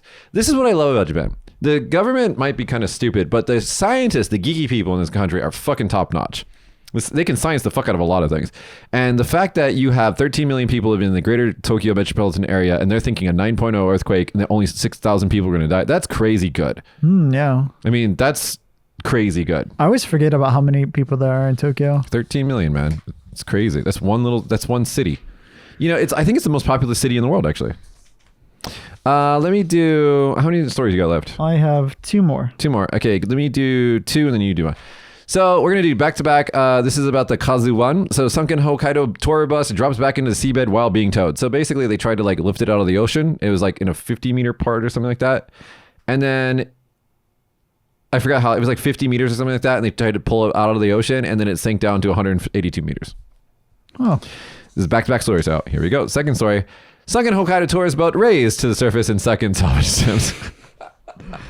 So they learned. A tourist boat sank off Hokkaido last month, leaving 14 people dead and 12 missing, so 26 dead, was successfully raised to the surface Thursday after initial attempt to salvage the vessel earlier this week resulted in the sinking at greater depths. I hope that CEO goes to jail. Yeah. I mean, because if you didn't hear the story, he ordered the ship to go out on a tour, even though there's 3-meter waves. Remember, we talked about this on a previous show. If there's a 3-meter wave, that means it's a 6-meter gap between the bottom of the wave and the top of the wave, because it goes down as well as it goes up. And so if you put a tourist boat out with 6 fucking meter, like that's just insanely irresponsible. And the boat operator didn't want to go, but they said go. And so 26 people dead. Yeah, he should be held responsible for that. Just go to jail. Your story. Do you like board games, Mitch? I can't remember the last time I played a board game. I love board games. I know you do. I have board game nights regularly nowadays. Oh, gosh. Anyways, new board game hotel in Japan provides guests with a murder mystery and werewolf room. So a board game hotel called Mimaru Osaka Namba Station. The name of the hotel is called Station, apparently. Anyways, it's set to open in Osaka, Japan on June 2nd. In addition to the over 130 different board games available for guests to play, there's also a special werewolf and murder mystery room provided for those wanting to immerse in a whodunit experience. I think that sounds like so much fun. I want to go to this. So I had an idea about doing something like this like 5 years ago, and I really wanted to do it. But instead of a hotel, I wanted to do like a murder mystery dinner restaurant. Where like all the staff are in on it. It's like a big like performance, like Clue, but over dinner. That's pretty cool. Wouldn't that be really cool? Yeah. Especially if like the whole room was like themed like all like Victorian or Gothic or something. I think this actually exists, doesn't it? No, maybe it does not. I don't know, but I searched for it. It didn't exist. But like, wouldn't that be really cool? Like, because like all the other people that you don't know are participants in the game as well. Well, like, what do you call it? In America, escape rooms are really big. Oh, they were really big. I don't think they're big anymore. Yeah, they were. They probably died out, but... let me go to... one more thing I wanted to add to it, though, is that it's starting at only 13,000 yen a night. So that's only roughly $100 a night, which is like a normal hotel price. With all the fun stuff. With all this fun stuff. That's cool. I really want to go to this. I mean, that's a reason to visit the hotel, not even to visit the area, just to visit the hotel, right? Yeah, and it's in Osaka, too. So you stay... have fun. I wonder if it's in Namba. Osaka's like my favorite place to party. Well, I mean, the name of the hotel is called Osaka Namba Station. So it's in Namba. So I assume it's in Namba. So Osaka's, okay, Tokyo, love you guys in Tokyo, but I hate your city. Thing about Tokyo is that it's basically a group of a lot of little cities together. And so whenever you visit Tokyo, everyone's like, oh, I'm in Tokyo too. So like, let's all meet up at, I don't know, Shibuya or something like that. So everybody goes to Shibuya, but then when you drink, like if you don't get the last train, which is usually midnight or 1 o'clock in the morning, which that's not how I party. Early. That's not how I party. You have to take a taxi home, and it's always far. It's always like an additional $100 to $200 just to take a fucking taxi. drinking in Tokyo is really weird too, because you'll go to like the first place, and, all right, let's go to the second party, and then you like ride a train for like 15 minutes. And then it sucks. You're like, I already lost my buzz. Right, you're like, anyways, and it's just, I don't like drinking in Tokyo, but in Osaka, everything's in either, I like Shinsekai, which is like the old school area. It looks like, you know that scene from Men in Black where they're like at the old World's Fair? It's been a long time since. Anyway, it's basically like it looks like that. There's like this big like structure in the middle of this tower from the World's Fair of like 1930 or something like that, and it's got all these like bars and eateries around it. It's really great. Anyway, I get screwed up there, like fucked up there in the like early evening, and then mosey on over to Namba and just stay in Namba. Namba's like everything's condensed in one area. I always went to Namba when I lived in Osaka. Great. Love Namba, and then everything's open till like the morning, so you like can club until like 6 a.m. and then get on the way home ramen. It's great. Anyway, so going on to the next thing here, my bro, my dog, Taguchi Sho. We talked about him last time. If you guys didn't see last or the previous show, Mr. Sho, 24 years old, the local government where he was living accidentally deposited into his account the entire town's COVID relief funds.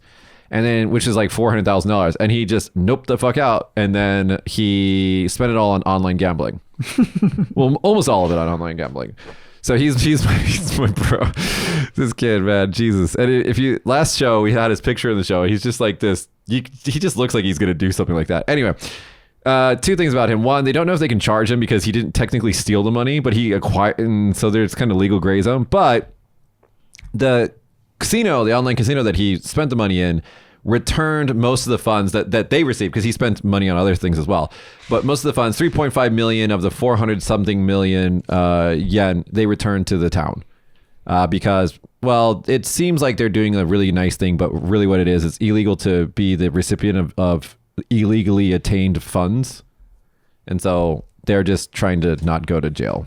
But good on them. Yeah, good on them. Fucking show, man. All right, you got one story left? I have one left. Do you want me to go first? Let's Junkin for it. Saisho good Junkin. Aiko sho. Aiko sho. Okay, you go. So I go first then? Yeah. I have a quiz for you. Japanese etiquette lesson. Should you fold up your own futon when leaving a Ryokan inn? A, yes. B, no. I don't know. The choices, there's so many. I'll tell you what I do, and then you can tell me if it's right. Okay. So whenever I leave a ryokan, I return it to the state that I found it in. Which is? Folding the... No. Oh, yeah. Folding it. Folding the futon up and then putting it in the closet. Okay. So, that was the first part. When you go to a Japanese inn, the futons aren't laid out. So Japanese inns, they don't have beds, they have futons. And when you go there, they're not laid out. And in the evening, usually when you're eating dinner, the maid comes in, they lay out your futon for you. So you might think, like you just did, the nice thing to do is to fold it up and put it away. But it's standard practice for ryokans to check the futon for any forgotten guest property, because guests often they don't have sofas in the room, so you kind of just hang out in your bed. Yeah, on the tatami mat. On the tatami mat. So if you put your futon away, the first thing the maid has to do is take everything back out, unfold everything, and then search for everything. And then if they realize, okay, there's nothing here, they have to fold it back up and put it away. So the best thing to do is leave it out. Leave it out. Oh. You jerk. Yeah. I never really thought about that. But then again, like, I don't think I've ever stayed at a ryokan where the maid puts anything out. I always do it myself. I don't know. Well, either way, they probably have to check it. And I assume they probably clean it too, so... Well, no, because it has a sheet on it, right? They usually give you a sheet that you put on it or something like that. And then so you don't, it's like a layer of separation. Yeah, but do you trust the random person to... I don't know. I don't really like ryokan because I would prefer a bed. I like Western style hotels. I mean, like every now and then it's good.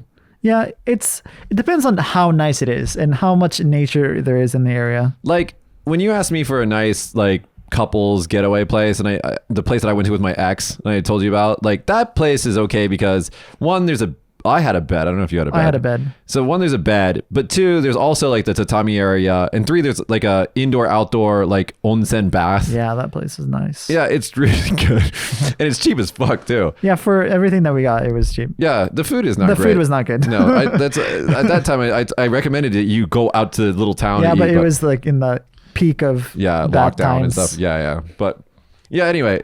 If you're coming from abroad and you want to do the Ryokan thing, I suggest doing it for not your whole trip. Yeah, do it for a night or two, not the whole trip. Yeah, I actually, my bed just came in last Sunday and I'm sleeping so much better now. Dude, so like I bought this like memory foam, like extra layer. I already have a pillow top mattress, and I bought this ridiculously like fluffy, comfy extra layer to put on top of that. So now when you lay in my bed, you just like, you know that scene where like, I think it's Homer emerges from the bush, or is it Flanders? Which one is it? It's Homer, but he's going into the bushes. Oh, okay. That's what my bed is like. I just like sink down into it until like I'm almost like I flush with the surface of it. It's like great. It's totally probably horrible for my back. Yeah, soft mattresses are not good for people with bad backs like me. Love it. All right, so let's go to the last story today. Train conductor left behind by own train, Japanese countryside. Proves he didn't really need it. Here we go.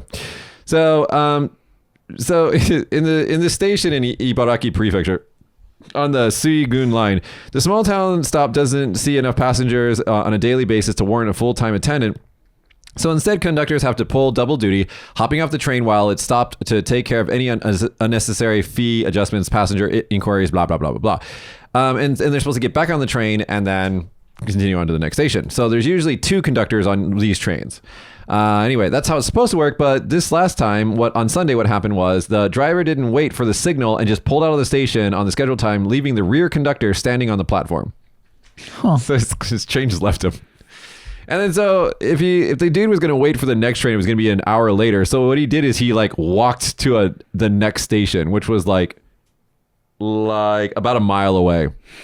So he arrived there on foot and he got right back to work after an 18-minute delay. The train was on the move again. Because like the dude noticed, the other train conductor noticed he's not on the train. So he stopped the train as like the dude like ran to the next station.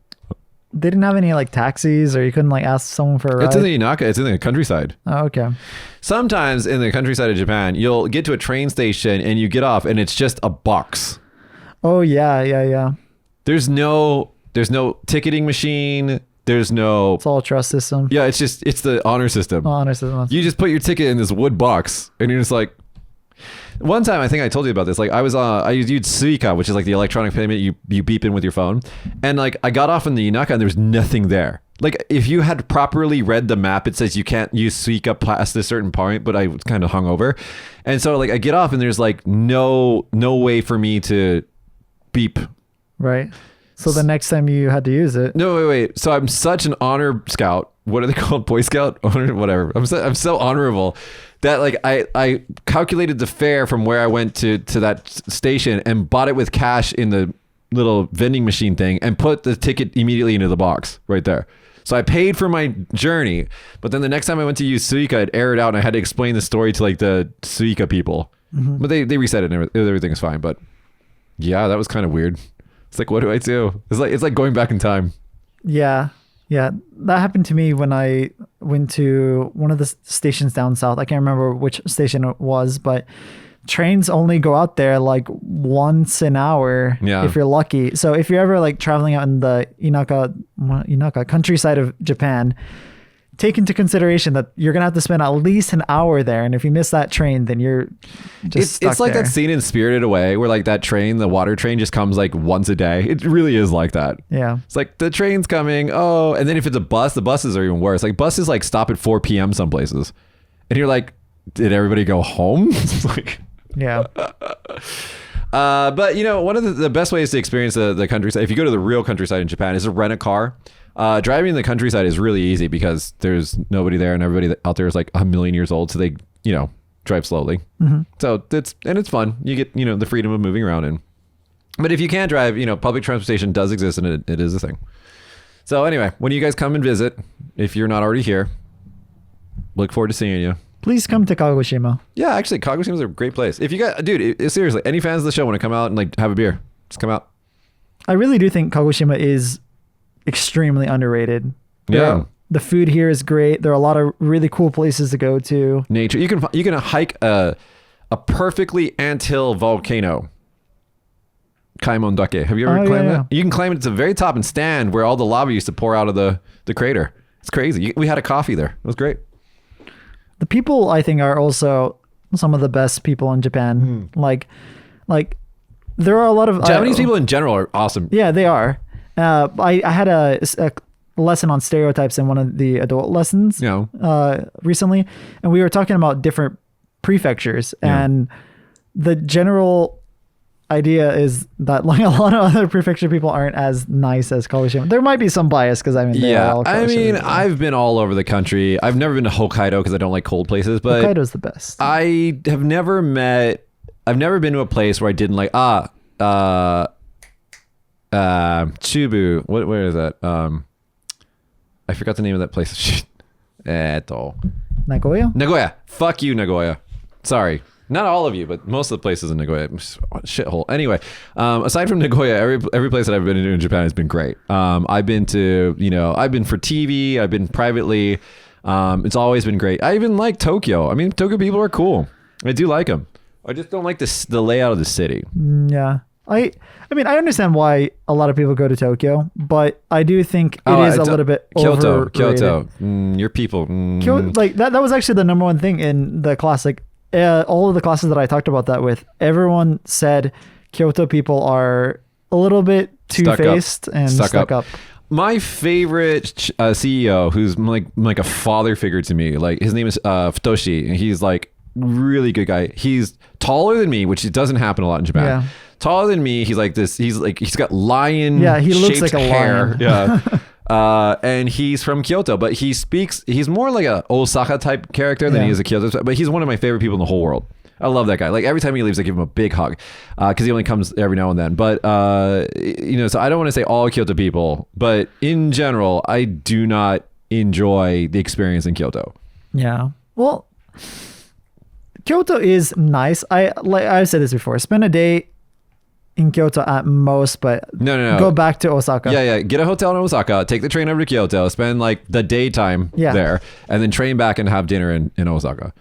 Or if you're really rich and you want to hang out with a Michael or whatever they're called, I don't even know what this is, a geisha girl, then I guess. But you can't just generally go into the places where the geisha are without being invited or being VIP and stuff like that. So it's not really a touristy experience. I don't know. I don't get it. Like, yeah, if you ever come to Kagoshima, Mitch will probably have a drink with you. Yeah, especially like, if you guys listen to last show, if your wife has had a baby, I'm obligated to drink with you. Oh, yeah. No, seriously, guys. I'm very happy that the country is reopening. Again, if you are a teacher in America or English-speaking country and you want a GTFO, email me your resume, mitch@stapleton.me. Serious about that. And if you're coming here on as a tourist in the future, seriously, it's an awesome place. We love the hell out of Japan. We really do. As much as I complain about it. As much as there's a lot of funny things that really make me laugh all the time. But none of it makes me scared or afraid. Yeah, that's true. Yeah. So there you go. All right, guys, that's been our show. If you want to be one of our patrons, we love our patrons. We need to give them a private video. Next time? We'll do it next time. I every time I'm the one that's in it, I would like to have like another. Natsuki's next, I think. So we'll do one with Natsuki. Oh, she hasn't talked to the patrons yet. Yeah, that'd be good. That'd be cool. Next time. So click on the link in the description if you want to help support the channel, or just leave us a comment or like, subscribe, whatever. We love comments. Every time there's comments, we talk about it in our group chat. So please leave us a comment. Again, we talked about a lot of things on today's show. You can talk about any point in the comments. We'd love to hear feedback. And we'll see you guys next time. Bye. Bye, everybody.